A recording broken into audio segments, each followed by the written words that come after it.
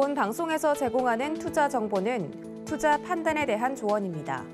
방송에서 제공하는 주식의 가치, 가격 상승 및 가격 하락에 대해서는 방송사에서 보장하지 않습니다.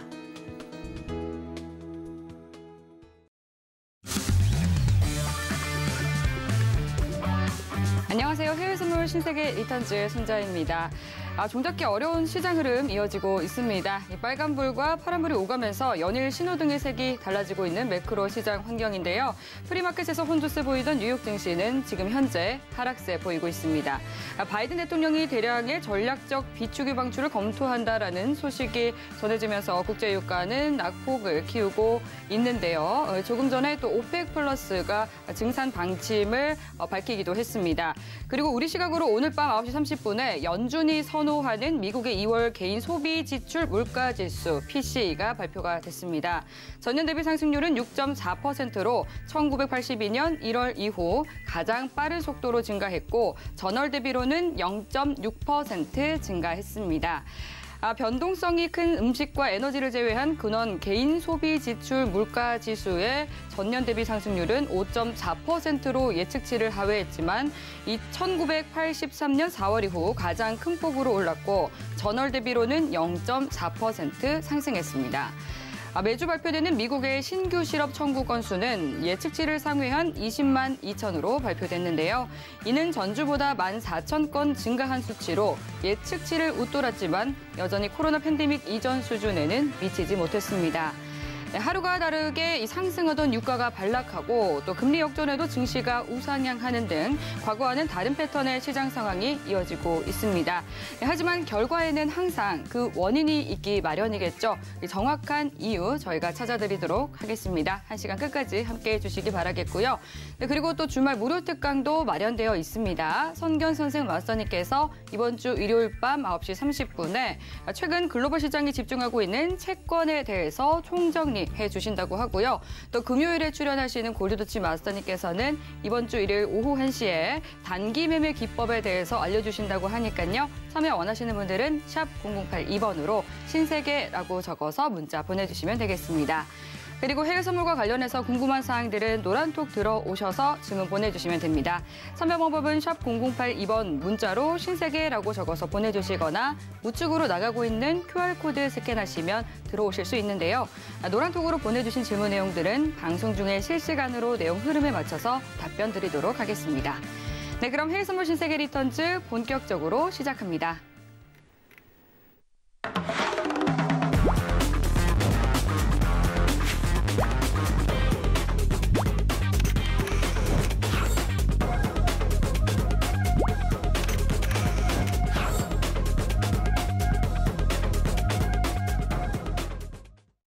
네, 오늘은 두 분의 마스터님과 함께합니다. 정타 마스터님, 혜왕 마스터님 반갑습니다. 네, 안녕하세요. 네, 먼저 정타 마스터님부터 시청자분들께 인사 한 말씀 부탁드릴게요. 네, 반갑습니다. 정타 마스터입니다. 네, 최근 들어서 뉴욕 증시가 반등세를 보여주면서 호조세를 보이다 보니까 시청자분들이 좀 안도감을 가질 수 있는 시장이었는데 최근에 미 국채 장단기 금리차가 역전으로 돌아서면서 시장 변동성도 커지고 여러분들의 우려도 많이 깊어졌다고 생각을 합니다.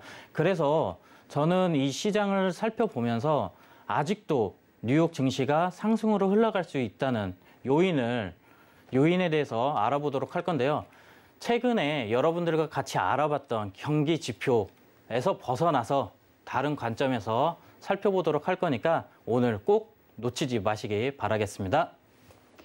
오늘 남다른 관점으로 봐주겠다라고 하셨는데 굉장히 기대가 됩니다. 네, 그리고 또 혜왕 마스터님도 시청자분들께 인사 말씀 부탁드릴게요. 네, 안녕하세요. 혜왕입니다. 전일 제가 이제 채권 스프레드 관련해서 간략하게 좀 정리를 해드렸는데 손해권님이랑 얘기를 하면서 10년 3개월에 대한 채권 스프레드가 조금 괴리가 있더라고요. 예, 제가 그 부분에 대한 설명을 좀 집중을 안 하려고 했는데 월가 일각에서 계속 그 얘기가 나오더라고요. 지금 채권 스프레드 역전은 10년 3개월물이 안정적이기 때문에 봐서는 안 되는 지표다라고 해서 오늘 그거에 대한 반박 자료를 갖고 왔어요. 예, 이제 좀 저희가 신세계가 조금 좀 글로벌 시장을 다루다 보니까 앞으로 월가랑 많이 싸울 것 같은데 예, 그에 대한 근거를 오늘 가져왔으니까 또 재밌게 다와왔습니다. 그리고 한편 오펙 플러스 지금 결정이 드러났는데 시장에 대한 어떤 증산 활동이 앞으로 유가에 어떠한 영향을 미치고 소비자 물가 지수까지 어떻게 들어가는지 그럼 증시는 또 어떻게 될 것인가 예, 여기까지 해석을 해드리도록 하겠습니다. 1시간 재밌게 구성했습니다. 잘 부탁드립니다. 네, 최근 이제 말씀해 주신 것처럼 지금 시장에서는 지금 국채금리 스프레드 역전에 대해서 갑론을박이 이어지고 있는 상황입니다. 그 부분에 대해서 오늘 또 명확하게 분석을 해 주신다고 하니까요. 끝까지 본방사수해 주시면 되겠습니다. 네, 그럼 먼저 오늘의 이슈부터 체크를 해 보도록 하겠습니다. 네, 함께 살펴보시죠. 나스닥은 개인 소비 지출 물가 지수가 고공행진하며 1983년 이후 최고치를 기록했습니다. 골드는 장기화되는 러시아 우크라이나 사태로 안전자산용 수요가 부채질되고 있습니다. 오일은 오펙 플러스가 기존 하루 40만 배럴에서 43만 배럴로 5월 증산을 합의했습니다. 유로 FX는 지지부진한 러시아와 우크라이나 평화 협상에 전일 상승분을 반납하고 있습니다. 네, 나스닥부터 유로 FX까지 오늘의 이슈 체크해 봤습니다. 네, 그럼 각 상품들이 지금은 어느 구간에서 움직이고 있을지 현재 시세 살펴보도록 하겠습니다. 네, 지금 현재 뉴욕 3대 지수 모두 하락세 나타내고 있습니다. 먼저 나스닥 시세 살펴보겠습니다. 0.57% 하락한 14,985포인트 선 지나고 있습니다. 이어서 골드입니다. 0.36% 오른 온스당 1,945달러 선 지나고 있습니다. 다음 오일입니다. 3.52% 떨어진 배럴당 104달러 선 지나고 있습니다. 마지막으로 유로입니다. 0.68% 내린 1.111달러 선 지나고 있습니다. 네, 그럼 이어서 각 상품별로 당일의 대응 전략 그리고 시황까지 함께 살펴보도록 하겠습니다. 네, 먼저 나스닥부터 보도록 할게요. 네, 미 10년물 국채금리 오늘 2.32%대까지 떨어진 상황이고요. 달러 인덱스도 97선의 약세 흐름 보이고 있는데요. 최근 채권 스프레드 역전으로 인해서 말들이 많습니다. 이틀 전에 2년물 미 국채금리는 2.39% 선에서 처음으로 10년물 국채금리 추월을 했고 하지만 당일 뉴욕 증시는 상승 마감하면서 블룸버그는 요즘 주식시장이 채권 시장에 반항하고 있다라고 표현을 하기도 했는데요. 이 부분과 관련해서 또 오늘 두 분의 마스터님의 또 분석 궁금해지는 상황입니다. 먼저 나스닥에 대해서 오늘 당일의 대응 전략 팻말 통해서 확인해 볼게요. 들어보겠습니다. 하나, 둘, 셋. 두 분 다른 전략 세워주셨네요. 먼저 매수 관망 이렇게 나뉘게 됐는데 매수 들어주신 정타 마스터님부터 한번 차트 보고 설명 부탁드립니다. 네, 지금 차트 한번 보도록 하실게요. 네. 네, 차트 보시게 되면 지금 올해 들어서 나스닥이 아주 강한 하락세를 이렇게 보여주고 단기간에 급등세가 나와서 지금 최근에 어제 오늘 조정이 나왔지만 단기 조정에 불과할 수밖에 없습니다. 단기 조정에 불과할 수밖에 없고 여기 조정이 나온다고 하더라도 14,500포인트 이 구간 이상에서 유지가 된다고 하면은 상단에 15,500포인트를 돌파를 하면서 16,000포인트까지 올라갈 수 있다고 보고 있습니다. 단기 조정이라고 보시는 이유는 무엇일까요? 네, 제가 이 부분에 대해서 좀 더 다른 관점에서 설명을 드린다고 제가 말씀을 드렸잖아요. 네. 그래서 자료를 한번 보면서 설명을 해드리도록 하겠습니다. 자, 먼저 최근에 미국이 보여줬던 러시아 우크라이나 사태에 관련해가지고 뉴스를 제가 띄워놨는데요. 뉴스를 보시게 되면 바이든이 정말 적극적으로 우크라이나에 지원을 하고 있는데 보시게 되면 우크라이나에 최근에 5억 달러 추가 지원도 하고요. 돈바스 지역에 용병 1,000명 배치까지 거기에 전투기나 무기들도 대거 보내주고 있는데 실질적으로 미국이 가져가는 실익은 없는 상황입니다. 없는 상황인데 웃긴 거는 우크라이나 전쟁 이후에 미국 증시가 계속해서 상승 흐름을 이어갔다는 거, 그리고 앞으로도 미국 증시가 상승으로 갈 수 있다는 이 이슈가 확산이 되고 있다는 거예요. 그런데 저는 이 모습을 보면서 미국 증시가 앞으로 더 상승할 수 있다고 보는 이유를 통화 전쟁에서 보고 있습니다.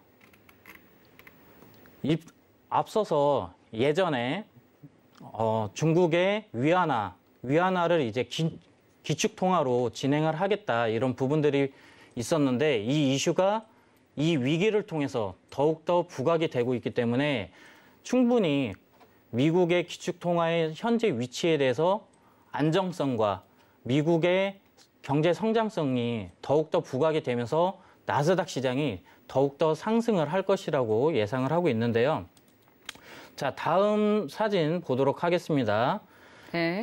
다음 사진을 보시게 되면 지금 러시아와 중국이 긴밀하게 지내고 있죠. 서로 윈윈할 수 있는 전략으로 지내고 있는데, 그 중에서도 공통이 되는 부분이 러시아가 최근에 루블화를 이제 같이 상승을 시키기 위해서 천연가스 공급을 이제 루블화 결제를 하겠다, 이렇게 선언을 해준 부분하고, 사우디가 중국으로 원유를 수출하는데 위안화 결제를 한다는 겁니다. 아직 결정은 안 됐지만 검토를 한다는 거예요. 그만큼 자국의 통화가 글로벌 시장에서 많이 퍼지게 되면 기축 통화로서 역할을 할 수가 있기 때문에 그 나라의 영향력 자체가 커진다는 거죠. 그렇지만 문제는 뭐냐면, 지금 스위프트 체제 내에서 비중을 한번 살펴보시게 되면 달러가 40% 비중을 차지하고 있고요. 그리고 유로화가 37% 차지하고 있습니다. 위안화는 3%에 불과해요. 그런데 이 중에서 기축통화로 계속해서 견고하게 갈 수 있는 거는 달러밖에 없습니다. 왜 그러냐? 유로화가 대체 가능성은 높아요. 그런데 유로존에 대한 불확실성이 존재하다 보면은 이 통화에 대한 변동성이 워낙 커지기 때문에 대처를 할 수가 없어서 여기부터 달러의 중요성이 더 부각이 되는 거고요. 다음 사진 한번 보도록 하겠습니다. 자, 여기 보시게 되면 최근에 미국의 제재로 인해서 러시아와 중국이 친하게 지내게 됐다고 했잖아요. 그 전에도 친했는데 러시아 외환 보유국 추이를 보시게 되면 중국과 러시아가 최근에 에너지 계약을 하면서 위안화가 달러 비중을 먹고 들어갔고요. 그리고 그 과정에서 유로화 결제를 함으로써 다시 달러화의 비중을 축소시켰습니다. 이 의미는 뭐냐면 러시아 입장에서는 미국의 통제권 내에서 조금 더 벗어나겠다. 왜? 이번에 돈이 있어도 러시아가 제재를 받다 보니까 빚을 못 갚아요. 이자 지급을 못 하다 보니까 여기에서 탈피를 해야 되겠다. 서방 국가와 미국에서 탈피를 해야 되겠다. 이런 다짐을 하면서 이렇게 외환 보유국 추이가 변형이 된 거고, 중국 입장에서는 10여 년 전, 그 이전부터 계속해서 위안화를 기축통화로 사용하고 싶다는 욕구를 계속해서 드러냈습니다. 그래서 지금 3%까지 올라온 거고요. 그 계획이 계속 이어지면서 위안화 결제율을 높인 것입니다. 이 부분이 미국을 자극하게 됐다고 저는 생각을 해요. 왜 그러냐면 미국의 기축통화가 입지가 흔들리게 되면은 미국이 지금 세계를 쥐락펴락하고 있는데 이 입지도 흔들리게 되기 때문입니다. 자, 그래서 기축통화의 지위 조건에 있어서 중요한 요건을 한번 같이 살펴보도록 하면은 첫 번째, 두 번째보다 세 번째 이 수요가 중요합니다. 국제결제 통화로서의 수요도와 공급도예요. 지금 유로와 위안화는 이거를 충족을 하지 못해요. 변동성도 워낙 크기 때문에.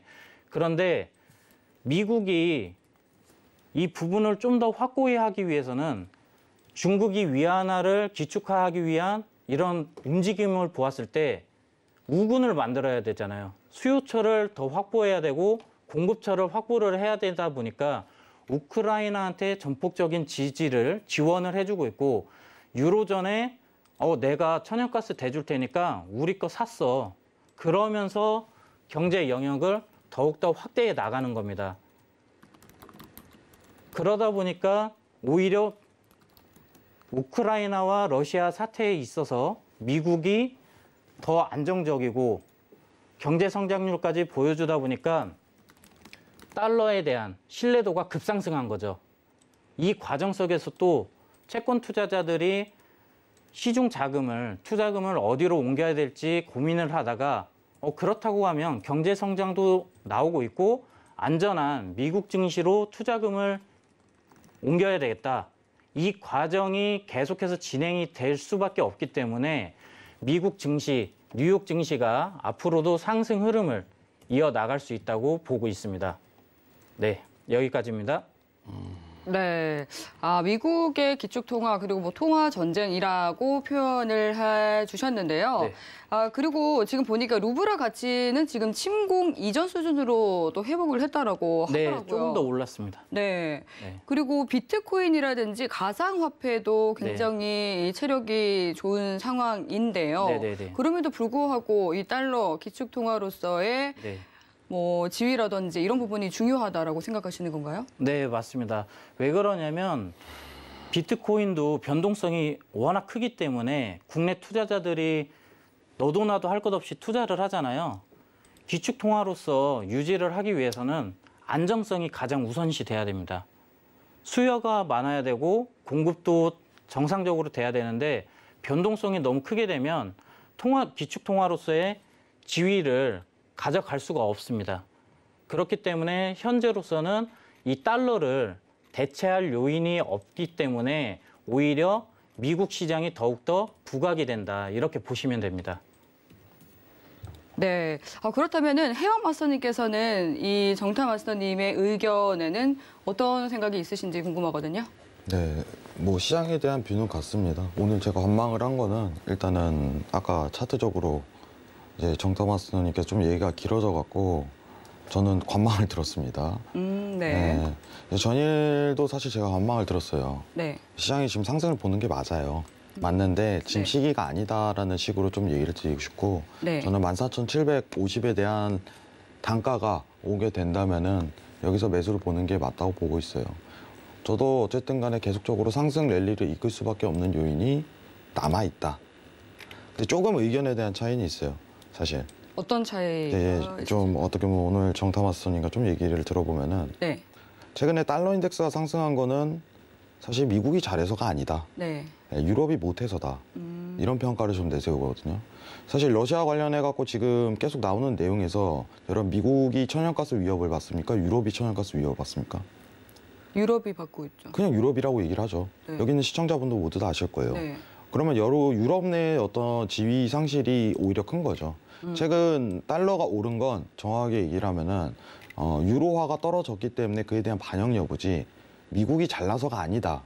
이 평가를 먼저 내세우고 싶어요. 네. 그리고 제가 좀 덧붙여도 될까요? 네. 지금 제가 오늘 본 어떤 CNBC의 설문조사에 따르면은 CNBC에서 월가 전문가들을 대상으로 설문조사를 했는데 그 결과 시장의 가장 큰 위협 요인 1위로 연준의 실수다. 라는 응답이 46%로 가장 많았고 높은 인플레이션이 33%로 2위를 기록했다라고 하더라고요. 네.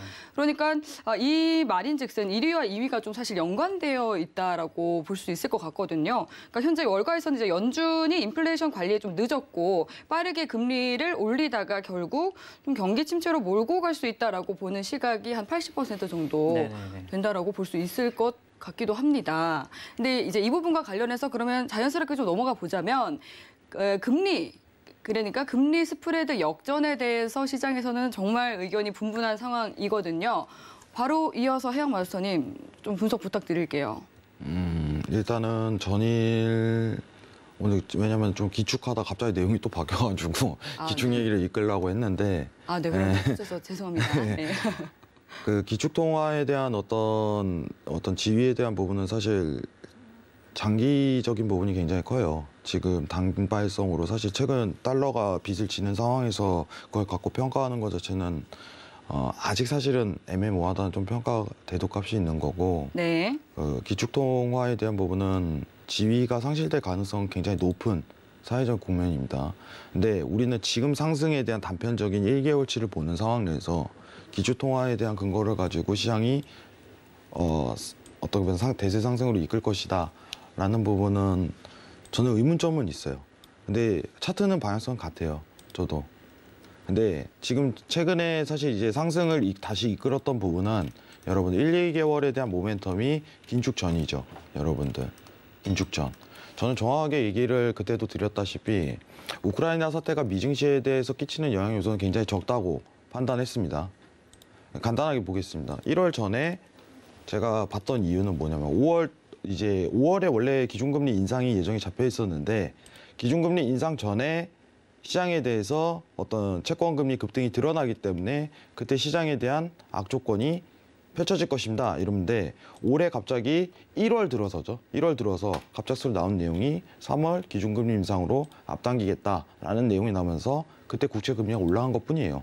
그러면 이 시장에 대한 어떤 모멘텀은 어떻게 보면은 통화 정책에 대한 시작점 전에 하락한 요소가 굉장히 강한 부분이 사실인 거고 미증시에 대한 영향 요소, 우크라이나 사태에 대한 영향 요소는 원래 없었어요. 여러분들 지금 우크라이나 사태 장기화 들어가는데 미증시 반등 들어가죠. 우크라이나 사태 언제 터졌어요? 여러분들 정확하게 얘기해 보자고요. 2월에 터졌죠. 2월에 어떤 시장에 대한 그 파강이 조성이 됐습니까? 한번 얘기를 해보자고요. 조성이 됐습니까? 실제로 시장 반등한 건 기준금리 인상 이후에 반등이 들어가고 있는 과정이죠. 그죠? 그럼 우크라 사태를 미증시랑 연결짓는 건 저는 모순이라고 판단해요. 간단하게 얘기 드릴게요. 왜냐면은 저는 단편적인 어떤 이제 미국 내에 대한 전쟁이 아니라 지금 상황이 어떤 러시아와 우크라에 대한 전쟁 이슈로 이 부분을 연결성을 짓지 않는다고 설명드렸었고 코스피 시장 또한 우크라 사태는 영향이 없다라고 얘기를 드렸습니다. 아시겠죠? 이 부분은 제가 아직까지도 관점이 유지시돼요. 자, 그러면 이제 채권 스프레드 한번 얘기를 좀 넘어가 보도록 할게요. 자, 화면 좀 내리겠습니다. 네. 자, 시장에서 사실 제일 많이 나온 얘기가 아직도 채권 스프레드죠. 그렇죠. 근데 시장에서 이슈는 이거예요. 제가 간단하게 좀 정리를 해드릴게요. 어제 손앵커님이 얘기를 하셨겠지만은 지금 모든 채권 스프레드는 역전이 드러났는데 맞죠? 지금 보시는 네모칸에서 유일하게 이제 10년 3개월물만 지금 노란색 선이죠. 역전이 안 드러났어요. 시장이 놀리는 이래요. 월가 일각이라든가 파월이 내놓는 주장은 야, 우리가 10년, 2년 채권 스프레드보다 10년, 5년 채권 스프레드보다 오히려 중요한 거는 10년 3개월물이야. 근데 이거는 안 됐어. 그러면 시장은 위협적이지 않아. 이거잖아요, 지금. 맞나요? 앵커님? 네, 그렇죠. 네. 이게 지금 시장의 주장입니다. 일부에서. 자, 그러면은 우리는 지금 10년, 5년, 3개월물에 대한 어떤 채권에 대한 이해도가 굉장히 중요한 거라고 생각을 하는 시기입니다. 자, 과연 10년 3개월물에 대한 채권 스프레드는 어떤 요소로 움직일 것인가? 이 부분을 알아야지. 지금 이 비율을 판단을 할 수 있겠죠, 여러분들. 자, 장단기 금리 역전이 드러났습니다, 여러분들. 근데 상세하게 파보면은 채권에 대한 기간별 스프레드는 다 다른 거예요. 그러면 이 연물별로 시장에 대한 영향을 한번 판단해 보도록 하죠. 이게 중요한 겁니다. 자, 지금 제일 문제는 뭐예요? 결국은 3개월물 채권 스프레드는 안 움직이고 있다는 거예요. 채권 금리는. 자, 모든 장기 금리는 지금 상승률 자체가 팍팍팍 올라가고 있는데 3개월물은 단기 국채 금리는 안 올라가고 있어요. 여기서 해답을 찾으려고 월가에서는 계속 꺼내는 거예요. 상황이. 자, 한번 내용을 봅시다. 장기물을 갈수록 시장에 대한 투자 가치관은 넓어지게 돼 있어요. 자, 여기 내용을 간단하게 정리를 했는데 10년, 30년물은 잠재적인 어떤 그 국가에 대한 성장률을 뜻하는 거고 5년물은 인플레와 이에 따른 인상폭에 대한 큰 영향을 설명하는 거고 2년물은 기준금리와 단기 통화 정책에 대한 전망이 좌우하는 경향이 있습니다. 자, 특이한 거는 이거예요. 여러분들. 2년물과 3개월물이에요. 자, 시장에서 최근 10년물하고 2년물하고 좀 얘기를 해보죠. 10년물은 여러분들 평가를 했을 때 10년물에 대한 금리가 2년물에 대한 금리보다 낮으니까 채권 스프레드 역전이 펼쳐진 거죠. 정확하게. 2년물이 올라가니까 더 크게. 그죠? 근데 최근 이 상승폭이 큰 이유는 여러분들 기준금리가 너무 빠른 긴축을 시도하기 때문에 이에 대한 영향이라고 설명했습니다. 결국 10년은 장기인데 잠재적인 성장률 대비해갖고 기준금리에 대한 이슈가 더 부각이 되다 보니까 오히려 2년물 채권 스프레드가 더 빠르게 올라가는 거고 채권 스프레드가 역전이 드러난 겁니다. 여러분들. 자, 다시 한번 얘기하도록 할게요. 자, 근데 시장에서 이 얘기가 나오는 거죠. 10년 3개월 국채 스프레드는 안정적. 시장 전혀 문제 없다. 제 견해는 이겁니다. 3개월에 대한 국채 스프레드를 평가하기에는 지금 시기가 적절하지 않다는 거예요. 월가일각에서 이렇게 얘기를 하고 있지만은 이걸 가지고 어떤 시장의 침체를 평가하는 건 말이 안 된다는 겁니다. 자, 왜냐면은 자, 이게 하이라이트죠. 3개월물 국채 금리는요. 단기 금융 조달 비용이에요. 단기 금융 조달 비용. 단발성 이제 은행권에서 이제 조달 비용을 뜻하는 겁니다. 조달 비용을. 여러분들. 그러면은 지금 몇 월이죠? 3월입니다. 이 평가 자체를 지금 내리기에는 적절하지 않다는 거예요. 이번 분기가 지금 3월 말일인데 이번 분기가 지나야지 단기 금리에 대한 평가가 수치값이 내려질 가능성이 굉장히 높다는 거예요. 그리고 역사적으로 보게 된다면은 10년, 2년 채권 스프레드가 더 거시적으로 다 맞아왔어요. 여러분들. 그러면은 지금 10년 3개월물에 대한 채권 스프레드는요. 평가를 할 수가 없을 정도입니다. 결국은 3개월물 채권 금리에 대한 평가가 제대로 이루어지지 않으니 이 채권 스프레드도 평가하는 건 어리석다는 거예요. 여러분들. 자, 근데 장기 국채는 어떤 변화를 이루었냐? 10년, 2년. 그죠? 페드에 대한 23년도에 대한 중립금리가 이제 확고하죠. 앞으로 우리 FMC는 금리를 이렇게 올릴 거야. 앞으로 이렇게 올릴 거야. 정해졌잖아요. 여러분들. 내년도까지 어떻게 하나요? 9차례 인상한다고 확고하게 얘기하잖아요. 올해 남은 페드에 대한 전략은요. 25 베이시스 포인트를 항상 올리고 50 베이시스 포인트를 2차례 올리겠다고 예고했어요. 이미 다. 누구나 알고 있는 사실입니다. 그러면은 장기 국채에 대한 금리는 확실하게 자리를 잡은 거죠. 근데 단기는 안 잡았다는 거예요. 3개월은. 장기는 이미 페드에 의해서 상승을 하고 있는 게 자리를 잡는 과정인데 정확한 거죠. 왜냐면 정확한 지시를 내렸으니까. 근데 단기는 그 평가가 이루어지지 않는 시기라는 거예요. 그럼 3개월물을 가지고 채권 스프레드를 평가할 수 있을까라는 의문점이 있는 거죠. 여러분들. 자, 그럼 내용을 정리하도록 하겠습니다. 간단합니다. 여러분들. 지금 10년하고 3개월 채권 스프레드는요. 지금 평가할 수 없는 수준이에요. 이거를 신뢰하지 마세요. 여러분들. 그러면은 회왕님, 그럼 결국에는 경기 침체가 온다는 건가요? 네. 올 가능성이 높습니다. 이거예요. 근데 지금 어떤 시장에 대한 역사적으로 보게 된다면은 2018년도간 2008년도죠. 리먼 사태, 버블 사태 이 상황을 보게 된다면은 이 채권이 이제 역전 현상이 드러날 때는 항상 상승 시기랑 맞물렸다는 거예요. 그래서 제가 신경 쓰지 말라는 겁니다. 어제 얘기 드린 걸 똑같이 반복할게요. 아래 공포를 너무 빠르게 대처하지 마세요. 시장은 지금은 아직은 상승한다. 결국 위험자산으로 돈이 쏠리는 시기다. 이 표현은 제가 정확히 드리는 겁니다. 네, 굉장히 오늘 중요한 내용이에요. 여러분들. 3개월물에 대한 채권이 왜 움직인가에 대해서 여러분들 스스로 한번 생각을 하시면 좋은 시간이 될 것 같습니다. 이상입니다.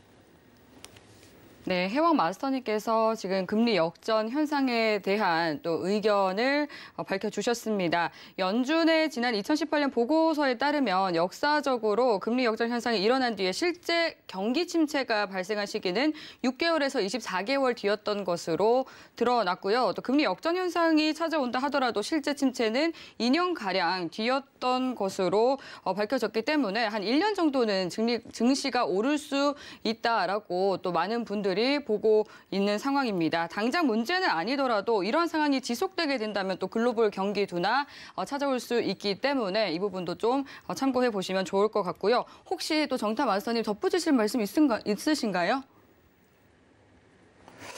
네, 따로 없으시면 따로 없으시면 이어서 5일 살펴보도록 하겠습니다. 네, 오늘 5일도 관련해서 이슈가 굉장히 많았습니다. 5일이 지금 미국에서 굉장히 많은 대량의 전략적 비축유를 방출할 그런 계획을 밝히기도 했고 또 이어서 오펙 플러스에서 증산 방침을 밝히기도 했는데요. 네, 국제 유가 오늘은 어떤 대응 전략 세워주실지 팻말 통해서 확인해 보도록 하겠습니다. 준비해 주시고요. 들어보겠습니다. 하나, 둘, 셋. 두 분 다 매도 들어주셨네요. 네, 이번에는 정타 마스터님 차트 보고 설명 한번 해주시죠. 네, 지금 크루드 오일 제가 띄워놨는데요. 전에도 말씀을 드렸을 거예요. $100 이하로 내려가야 더 안정화가 된다고 말씀을 드렸었는데 이 구간이 딱 이 구간입니다.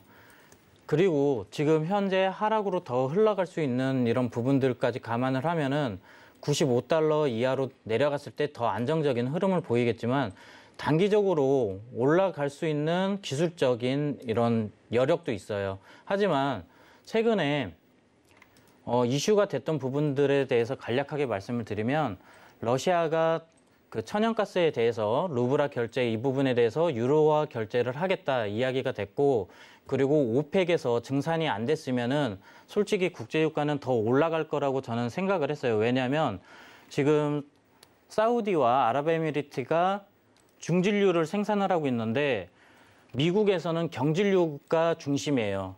그렇기 때문에 쉽게 대체가 안 되는 이런 서로 상호 간의 관계가 있기 때문에 그만큼 국제유가가 고점에서 많이 놀 거라고 예상을 했었는데 이런 부분들이 하나씩 지금 해소가 되어가고 있고 또 마지막으로 미국에서 그동안의 친환경 정책으로 인해서 세일가스 개발이나 이런 부분들이 상당히 제한이 됐었습니다. 그랬는데 바이든 대통령이 정책을 수정하는 이런 태도까지 보이면서 유럽 쪽에 대체제를 공급하고자 하는 의지가 강하게 표현이 되고 있습니다. 그래서 국제 유가는 하락으로 나올 것이라고 보고 있습니다. 네, 지금 현재 WTI 같은 경우는 4%가량 떨어지면서 지금 $103 부근에서 거래되고 있고 브렌트유도 3.8% 떨어져서 $107 선에서 거래되고 있는 상황입니다. 네, 이어서 해영 마스터님도 차트 보고 설명 한번 부탁드릴게요. 네, 우리 지금 신세계에서 일단은 차트 먼저 한번 보면서 설명을 드리도록 할게요. 지금 자막으로 뜨고 있지만은 어쨌든 오늘 증산 합의가 들어갔네요. 오펙 회담에서. 네, 결국은 오펙 회담에서 증산을 하게 된다면 시장이 하락할 것이다. 근데 사실 전일 이슈가 더 컸었어요.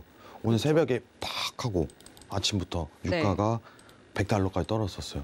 난리 났었죠. 네.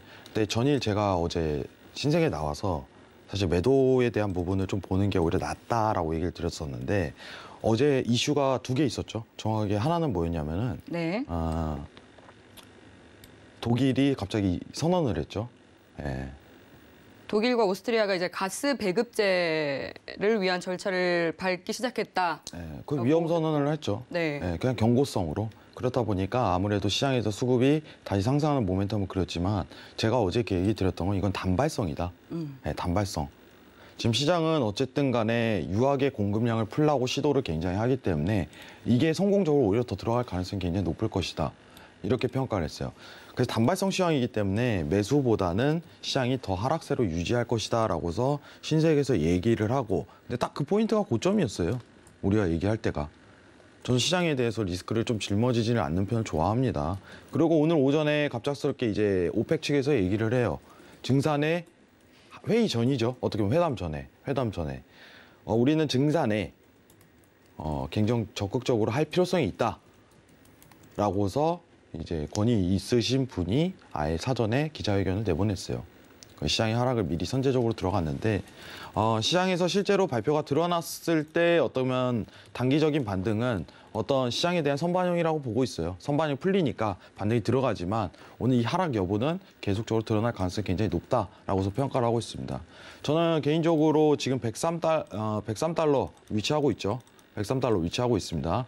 103.80달러에서 이제 재매도를 한 번 더 보시는 걸 추천드려요. 수급적으로.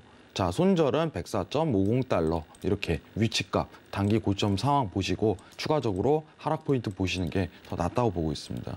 지금 전 세계적으로 이슈가 뭐예요? 여러분들? 이제 오펙이 맞아요. 오펙. 지금 왜냐하면 사실상 미국 내에서 천연가스에 대해서 마셔 플랜 계획하기 위해서는 독일의 설득이 앞으로 더 필요할 예정이고 첫 번째는. 그럼 중요한 거는 오펙에 대한 부분이 이 시장에 대한 공급량을 결정할 것이다 라고 저번에 설명을 드렸습니다. 지금 러시아 사태가 없었다면 유가는 80 레벨링이 적정 수준이에요.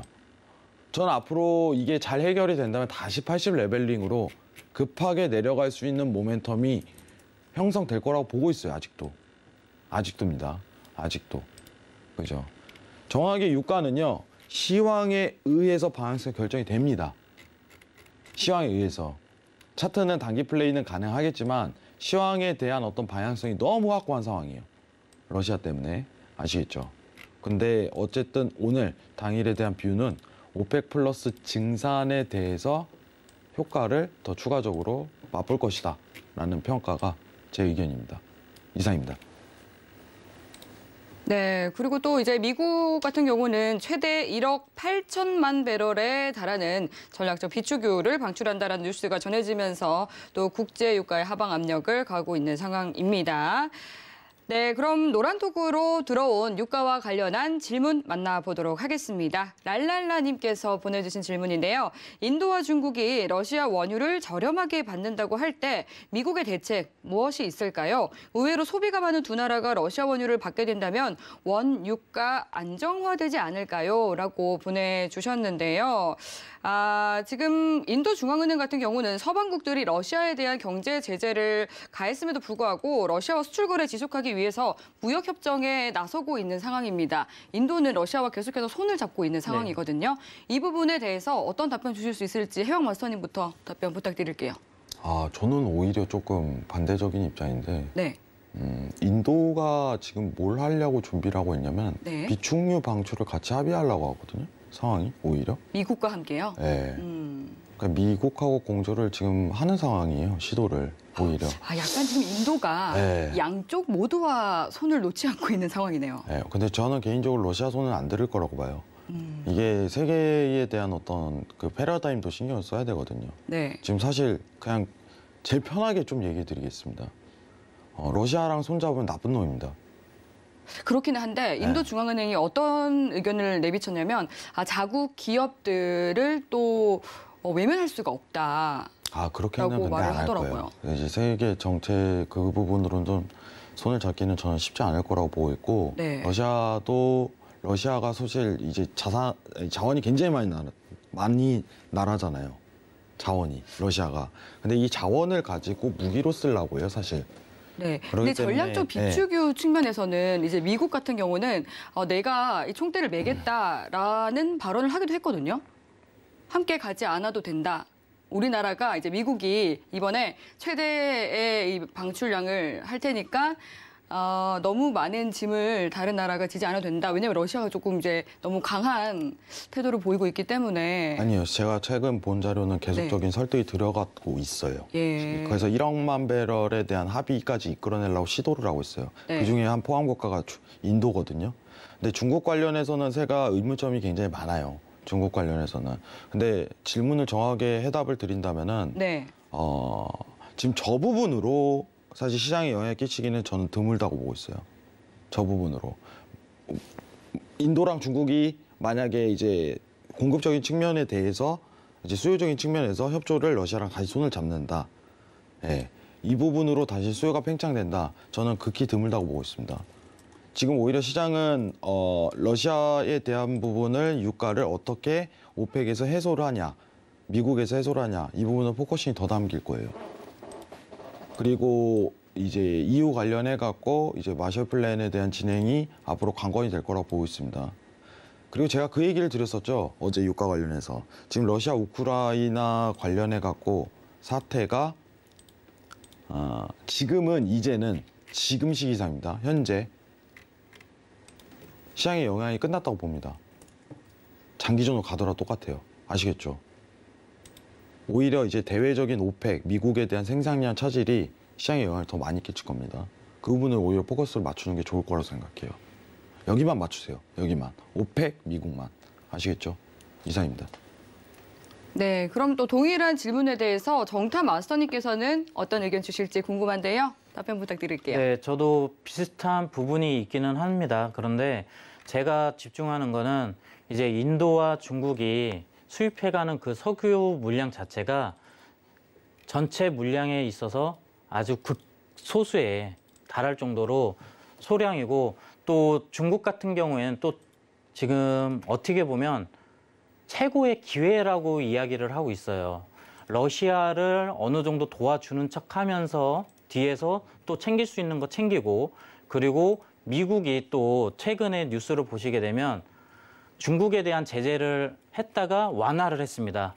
그럴 정도로 지금 러시아와 미국을 가운데 두고 중국은 본인들이 챙길 수 있는 이득이란 이득은 다 취하고 있는 상황이기 때문에 지금 러시아, 우크라이나 이런 이슈가 조금이라도 완화가 되는 흐름이 나온다고 하면 본인들이 취할 수 있는 부분 최대한 취하고 빠져나오는데 급급할 거예요.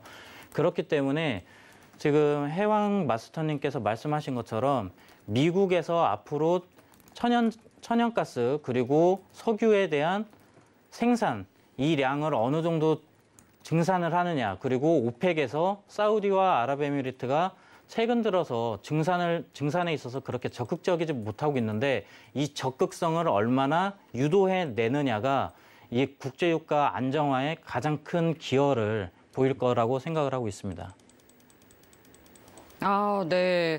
이 국제유가에 대한 노란토 질문에 대해서 답변을 주셨는데, 사실 어제 미 증시 3대 지수 하락했잖아요. 이제 국제유가가 상승하는 여러 이슈들이 겹치면서 국제유가 상승에 따른 뉴욕 증시 3대 지수 하락했다라고 또 여러 곳에서 분석을 내놓고 있더라고요. 근데 어제 해왕 마스터님께서 나오셨을 때는 이제 국제유가 상승에 따른 것은 아니다라고 또 답변을 주셨었거든요. 네네. 이 부분에 대해서 정타 마스터님은 어떻게 의견을 생각하시고 계실까요? 네, 지금은 저는 솔직히 네. 국제유가가 아예 영향이 없다고는 말을 못해요. 영향이 네. 있습니다. 네. 왜 그러냐면 제 입장은 이렇습니다. 지금 바이든 대통령이 친환경 정책을 계속해서 고수해 왔단 말이에요. 네. 그 정도로 이제 환경적인 부분에 대해서 글로벌 경제에 영향력을 미치고 우리 따라와 이 정도였는데, 이랬던 사람이 얼마나 급했으면 친환경 정책을 수정을 해서 대체제를 개발을 하기 위한 노력을 하겠냐는 말입니다. 이 정도의 영향이 아예 없었다고 하면 계속해서 친환경 정책을 고수를 했을 거예요. 네. 이런 부분들이 그거에 대한 반증이라고 이야기를 하고 싶습니다. 아, 네, 알겠습니다. 그럼 이어서 여기까지 좀 국제유가 5일에 대해서 분석을 해보도록 하고요. 넘어가 보도록 하겠습니다. 골드에 대한 당일 대응 전략 한번 알아보도록 할게요. 골드는 주간 최저점 부근까지 떨어졌었다가 오늘은 강세를 보이고 있는 상황입니다. 소폭 강보합 흐름 보이면서 1946달러 선 부근에서 거래되고 있는 상황인데요. 네, 오늘 어떤 전략 세워주실까요? 팻말 통해서 확인해 보겠습니다. 들어볼게요. 하나, 둘, 셋. 두 분 동일하시네요. 네, 먼저 해양 마스터님부터 차트 분석 부탁드립니다. 네, 간단하게 좀 보도록 할게요. 네. 지금 이게 차트 방향이 일단은 단기 수급만 보는 게 맞고요. 네, 지금 어떤 시황에 대한 널리지를 좀 보고 평가하는 거는 아닙니다. 최근 안전자산 관련해갖고 골드가 많이 오르긴 했는데 우크라 사태 터지고 뭐 영향권은 끝났다고 그냥 평가를 하도록 할게요. 근데 매수를 든 이유는 어떤 차트 플레이입니다. 예, 기술적 분석에 의해서 좀 설명을 드리는 거고, 예, 지금 사실 골드를 시황으로 가지고 평가하기는 굉장히 어려운 시기예요. 네. 솔직하게 얘기 드릴게요. 뭐 제가 여러분들한테 이걸 가지고 막 우크라 사태를 러시아 사태를 부풀린다면은 여러분 금 사기 좋은 시기입니다. 저는 그렇게 하기가 싫어요. 여러분들. 예, 시장 영향 없습니다. 이제 안전자산에도. 그러면은 기술적 분석으로 접근을 해야 되는데 1945 이탈되면은 계속적으로 매수 보시는 걸 추천드려요. 어떤 이탈에 대한 범위가 들어가면 이 박스권에서 상승 플레이를 보일 가능성이 굉장히 높은 시기이기 때문에 이제 1975 이탈까지는 충분히 드러날 가능성이 높다고 생각을 해요. 그래서 우리는 단발적으로 어떤 여기 이제 1945선 있죠. 1945선 이탈이 나온다. 예, 추가적인 상승 플레이가 드러날 것이다. 이렇게 보고 들어가시는 게 좋을 것 같습니다. 이상입니다. 네, 이어서 정타 마스터님의 또 차트 분석도 궁금해지거든요. 네, 저도 먼저 기술적으로 먼저 말씀을 드리면은 네. 지금 네. 1930선 이 구간에서 지속적으로 반등 흐름을 형성을 해주면서 단기적으로 상승할 수 있는 모멘텀을 만들어주고 있기 때문에 1970포인트를 넘어가게 되면은 기술적으로 1975 이상 2000선 근처까지도 반등이 나올 수 있다고 이야기를 해드릴 수가 있겠는데 다른 현재 이렇게 말씀드리는 부분에 있어서는 일단 기술적으로 이 정도 말씀을 드릴 수가 있겠고, 추가적으로 말씀을 드리고 싶은 부분은 지금 시중에 풀린 자금 자체가 미국에서도 대출금 대비해서 가계 소득 자체가 높아져 있는 상태입니다. 예금 수준이 높은 상황인데 이 시중에 떠돌고 있는 단기성 자금들, 여유 자금들이 적정한 투자처를 못 찾고 있는 상황이에요. 그렇다 보니까 솔직히 최근에 증시도 변동성이 상당히 커졌고요. 그리고 한때 붐이 일어났던 가상자산 이쪽에도 변동성이 너무 크기 때문에 요즘에는 등한시하는 이런 사람들도 많이 있더라고요. 그렇다고 하면은 특히나 채권 투자를 많이 해왔던 그 투자자들은 안정성 측면에서 많이 고려를 할 수밖에 없어요. 그러면은 단기적으로라도 실물 자산인 골드로 투자금이 옮겨가면서 가격 상승으로 이끌어낼 수 있지 않을까 이렇게 보고 있습니다. 네, 여기까지 주요 상품들에 대한 대응 전략 알아봤습니다. 네, 시간 관계상 또 여기서 마무리를 지어야 할 것 같은데요. 아직까지 궁금한 사항들 남아있다 하시는 분들은 노란톡 통해서 질문 보내주시면 되겠습니다. 샵 0082번으로 신세계라고 3글자 적어서 문자 보내주시거나 하단으로 나가고 있는 QR코드 스캔해서 노란톡 입장해 주시면 되겠고요. 그리고 또 매주 일요일마다 무료 특강 준비되어 있습니다. 성견 선생 마스터님께서는 이번 주 일요일 밤 9시 30분에 채권에 대해서 총정리하는 시간 준비해 주셨고요. 또 골드도치 마스터님께서는 이번 주 일요일 오후 1시에 단기 매매 기법에 대한 내용으로 특강 준비해 주셨으니까요. 참여 원하시는 분들은 샵 0082번으로 신세계라고 3글자 적어서 문자 보내주시면 되겠습니다. 네, 오늘 저희가 준비한 내용은 여기까지입니다. 참고로 본 방송에서 제공하는 정보는 투자 판단에 대한 조언일 뿐 해당 상품의 가치나 수익률을 보장하지 않습니다. 서울경제TV는 자본시장 통합법을 준수합니다. 1:1 투자 상담과 유사 추신 행위 등 모든 불법 사항을 엄중히 금지합니다. 네, 시청해주신 여러분 대단히 감사합니다.